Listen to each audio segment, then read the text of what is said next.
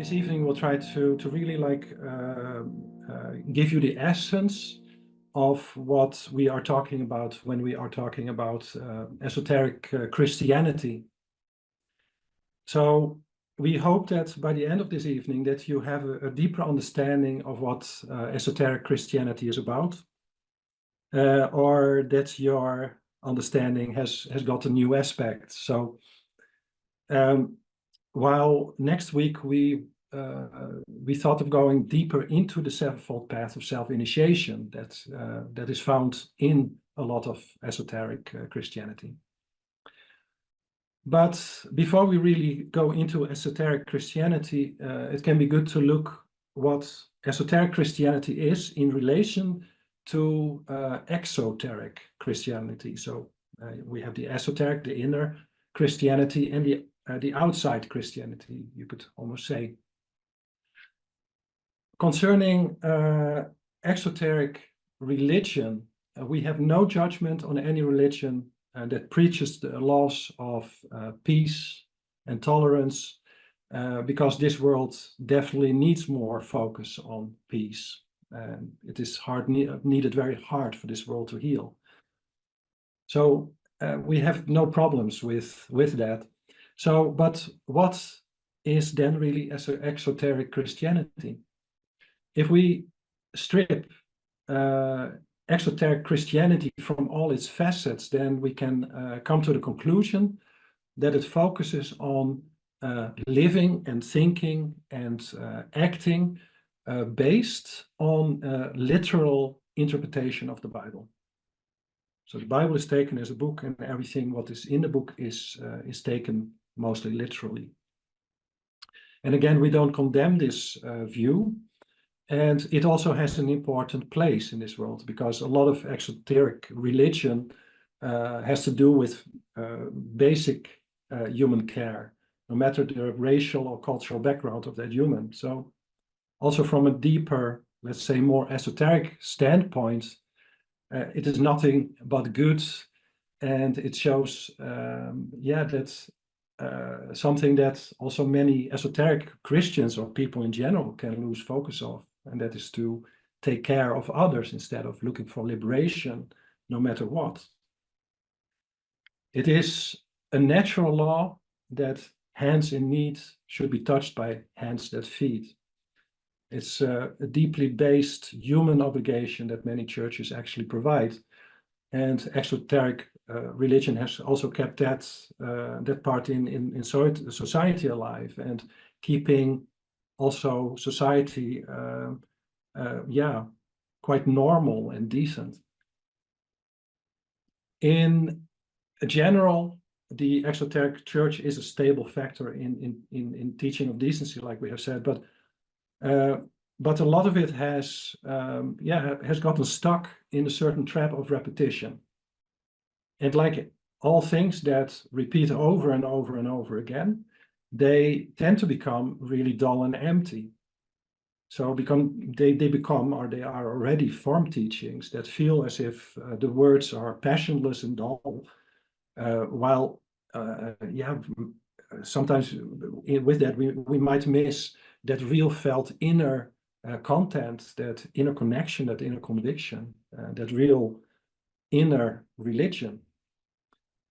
As soon as a true deeper spiritual content then is present, then we also cannot call it exoteric Christianity anymore, but then it has become an esoteric religion, you see, because it has to do with the inner experience. So in esoteric Christianity, there is also a focus on the stories in the Bible, so of course. But in this case, they are not seen as literal, but as inner and more mystical aspects of the Christian teachings.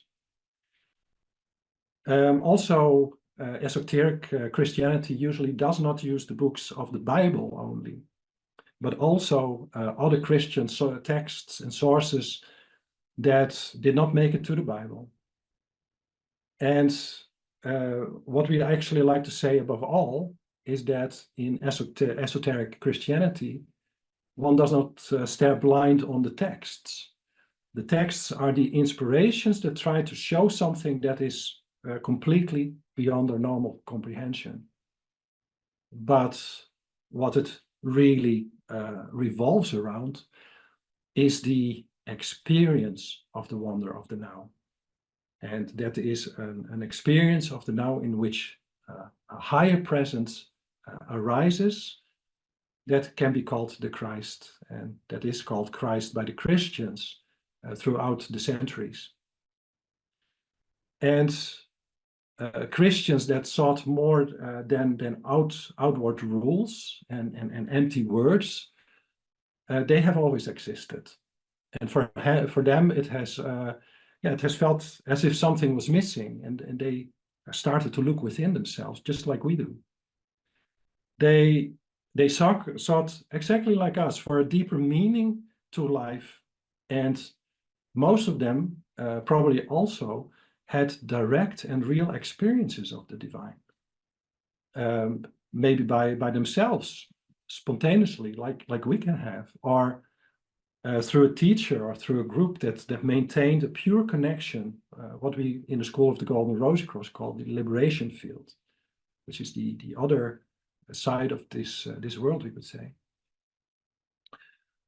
People seeking for this meaning were in that time beautifully called sometimes the children of the light, because they followed the light.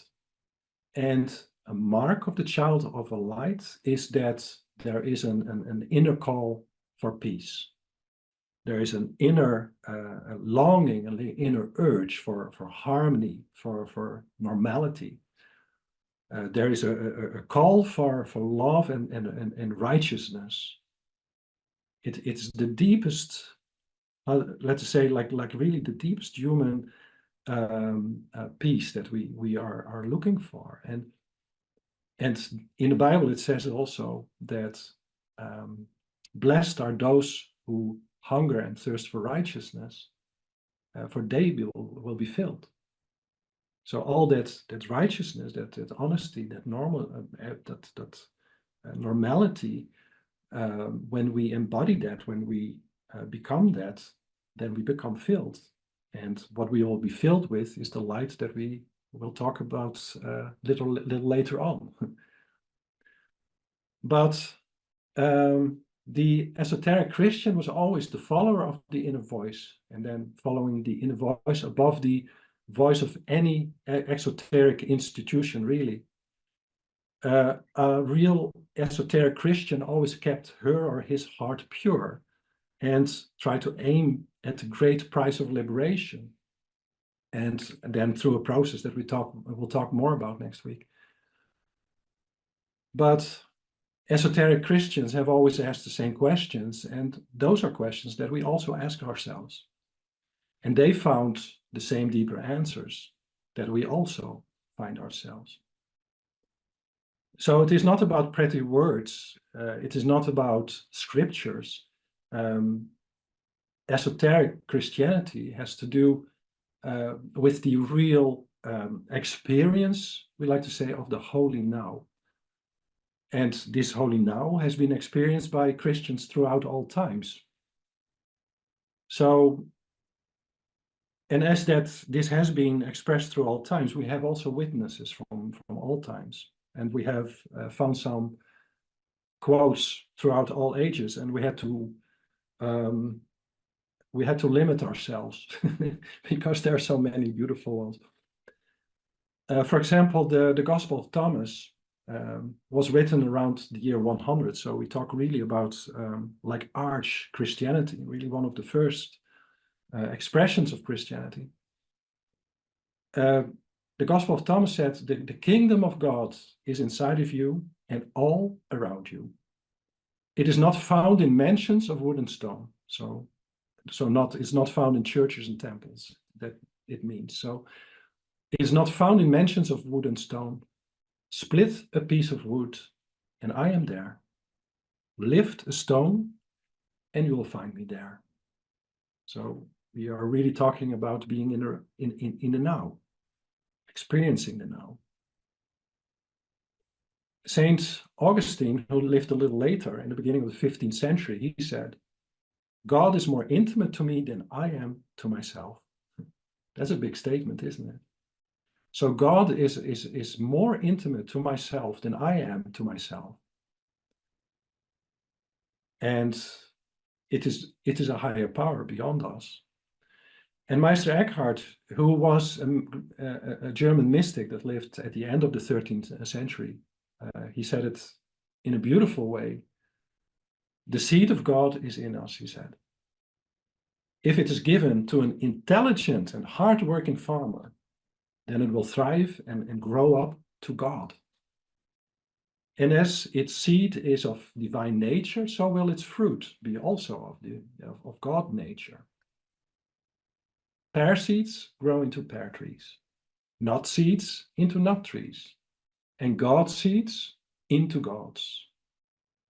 And I believe that he doesn't say God trees because of the exoteric church at that time, because that would not fall very well. But he clearly knew that we all are the representation of the tree of life that comes from that eternal seed that he's speaking about. In the Renaissance, so in the 16th century, the mystic St. John of the Cross, he said, wise words for us, really. It's the best to learn silence the faculties. So that means the thinking and the feelings. So it's best to learn to silence the faculties, to cause them to be still, so that God may speak. This has been a message that has been around for thousands of years because it is inherent to our nature, and this liberation, this power of liberation comes when we become silent. Edward Maitland, from the 19th century, he said, "The kingdom of heaven is within us, and we enter it by entering it by coming to know ourselves as we are, children of the divine, living within the divine, and able to manifest the divine in every moment."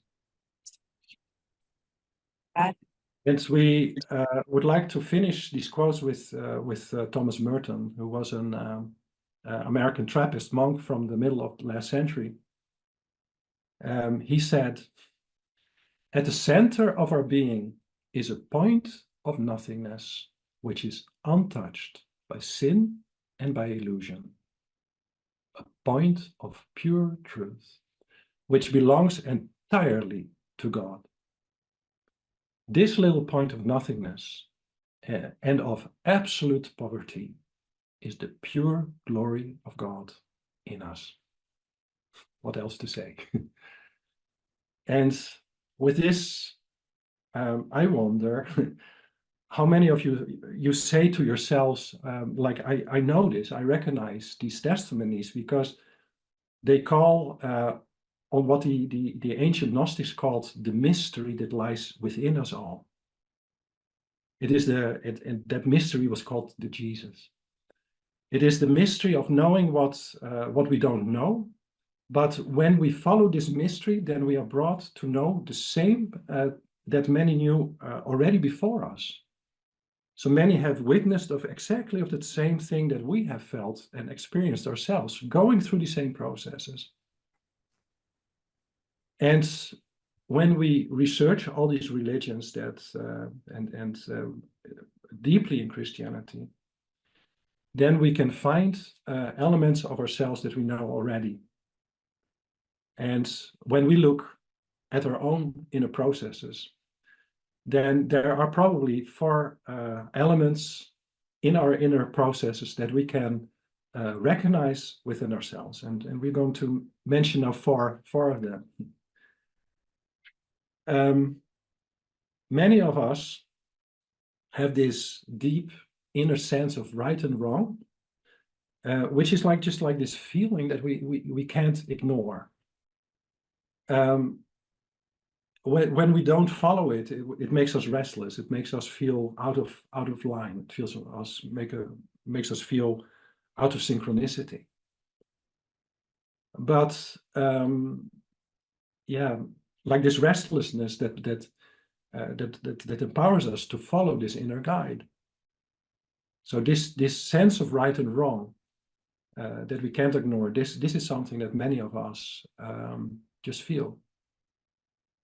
Many of us struggle with getting things clear. This is number 2, actually, the next one. Many of us struggle with getting things clear in our mind because we just miss the overview. We all know when we're in the middle of something, we just don't see what actually is going on. We see it a year later. We understand actually what was going on and how we should have reacted. But so that is a game of our mind, a trick of our mind. But at the same time, our mind is our great friend that we need for discernment, for understanding how things work. So that aspect of the mind, that getting things clear and that we need that mind for discernment. Many of us, is number 3, many of us have like this memory or this inner sense of deep peace. It is just a peace that we long for, and we know it in some kind of inexplicable way. It is just buried deep within our hearts. We don't know how it gets there, but it is there. We know it. And so that was number 3. And 4, so we have this peace, and then we have as a 4th here, like we get terribly stuck in situations and repetitions that life brings to us. These are elements that we all can recognize, probably. So we can feel really stuck in life. We struggle with getting a good overview, but there is this inner sense of right and wrong in us. If we follow this sense, then this sense brings us to inner peace. And you may be surprised to know that we are talking about 4 Christian symbols here that we know from before, but usually we don't mention them with our religion because we have lost the connection. We have lost the key, and we see it with almost exoteric eyes. So let's just break this down. Like we said, life comes with enormous challenges and seemingly impossible situations. So sometimes we feel literally crucified by life. So our life with our own daily struggles and challenges is a cross that we bear. It's not the only symbol of the cross, but it is part of the symbol of the cross as found in the Bible. With regard to our mind, we struggle with getting a really good overview. At the same time, we also know that there is another power. There's a higher power than us that we need to follow through an acceptance and through a surrender. And this knowing aspect, this understanding that we have to actually come to a certain kind of action, that we have to do something about it. That is John the Baptist. That's we could say the John the Baptist aspect of our mind. It helps us to discern our next move based on that inner certainty.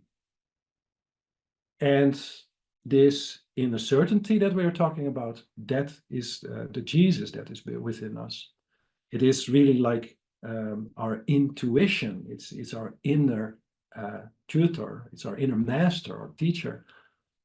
It shows us our personal path to stillness, so that that power of Christ that we talked about, that peace of Christ can rise in our silence. So another symbol of the cross is like that, that it brings us also to an utter stillness, to a complete standstill. And in the Bible, after the crucifixion, we are raised from a state of death to a living state of endless peace. And for arriving at this absolute peace, like an inner journey is required that runs via different self-initiations, which is something that we will talk about next week. But to reveal a little bit about what that revolves around, we can already say that it is about the birth, the baptism, that these stages, like the third stage, is the temptation in the desert, then the fourth, the transfiguration, and the crucifixion, the resurrection, and ascension. So these are stages like that we find in the Bible, but these are also stages of initiation that we find back in many esoteric Christian traditions. And because these are such prominent stages, we will dive a little bit deeper into this next week. So we mentioned now some symbols, but in early Christianity, there was also some other figure, or there were some other figures that didn't quite make it to the Bible. And we have, as an example, the Sophia. You might be surprised to know that the Sophia, which means wisdom, was seen as a feminine figure. And the Sophia was prominent as prominent in early Christianity as Jesus was. They were seen as a couple. They were equally important. Many of us might not even have heard of the Sophia. Sophia was basically seen as our sensitive and our receptive aspect that brings us inner wisdom. It is the feminine aspect that is also in psychology, in the psychology of Jung, called the anima. It is the ability to be completely open and to be without any resistances. And to learn that. And the Sophia represents our soul that learns through the oppressions and challenges that we face in daily life, how to escape all of that, and how to reunite with that inner knower within us. So with the first mystery, as the Gnostics called Jesus. And the first mystery of knowing basically what we don't know.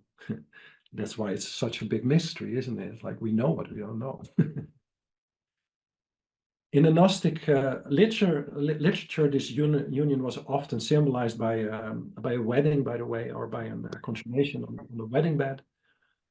And there was very often like talk about a new garment that was filled with life and light. And this garment was gifted then at this union, at this coming together of these two powers of the Sophia and of Jesus. And also next week we will go a little bit deeper into this. And yeah, with this, because we try to keep this introduction more or less half an hour, we will head into the last part of the introduction. And we will talk now about something that is actually beyond our mental comprehension. And yeah, to really understand what we are talking about now, it's or like to understand it the easiest, it is best that we keep our hearts and mind as still as possible together. We really try to still ourselves. If we are still together, then it's easier to see what that temple of light is about, because we are building a temple together in which we are together right now. So within that silence that we can bring ourselves into right now. The early Christians said that the body is a temple. And it is also known that the ancient Egyptians saw the temple as a reflection of the divine, a reflection of God. And that man was like a reflection of that same temple. So God is man, man is God. It's all one. But the temple has to become an expression of that. And then there's the tabernacle, which is a similar symbol. And then there is the temple that Jesus talks about in the New Testament, the temple that is being torn down and rebuilt in 3 days, which is a symbol for cleansing our hearts our minds, and our actions. So this is a temple of light that we are. So we are a temple of light. It is this temple that is also an other reality. This temple is sometimes called pleroma. It's sometimes called the treasury of the light. This temple is also sometimes called the New Jerusalem, or a new light vesture, it's called. And it might be confusing to call it a light vesture, but at the same time a temple. And it might be confusing, but they are all one and the same. Because if we are indeed that inner temple, then that temple is everywhere. It's all part of the same consciousness. So, and we are the living temple in which the Holy Spirit, so the life-giving Spirit of God, is potentially able to reside. But it can only reside in us if we cleanse our temples from all egoism. And it can only reside in us when we start giving instead of looking for things to get. With regard to the temple, this inner temple, we find the beginning point of our temple of light in our heart. The beginning of the temple is the cornerstone and the sacrificial table on which we become real, self-forgotten, where we go in service to all sentient life. It is a process in which we become open. It's a process in which we become unbiased and unhindered and authentic. And through that radiant stone, a radiant and harmonizing power is revealed within our hearts, filling our minds and also the whole radius of our lives with a harmonizing light, with another power. So we are temples, and God resides in the Holy of Holies of our hearts. But when we really know this, then we can ask ourselves, what is it that we drag into our temple? What is it in us that we bring to life? What does the light of our mind energize? What do we focus on? What do we bring to life? And if we think about that, and if we go a step further, and if we look at our aura, like an atmosphere, like the Earth has, so that we are like a planet with an atmosphere, and that every thought and every feeling is an aspect that causes a weather change. Then we can see ourselves maybe in a different light, because every fixation on some kind of situation pulls a cloud into our atmosphere. And anger, for example, usually comes with many thought clouds that are so packed together that lightning and thunder emerge from them, leaving also an electrified atmosphere behind afterwards. So what we can wonder for ourselves is what is our weather like? And our weather can be bad. All our weather can be bad. But when we become or when we come to an expression of peace and love and complete acceptance, when we learn to stand in altruism, in this peace, then these clouds can disappear, and they can disappear within 1 minute from our sky. And in that stillness of our thoughts, and in the silence of that feeling, of our feelings, in the balance of our whole being, and through the harmony of our selfless deeds, our body is filled with light. It is invisible, but the results are not.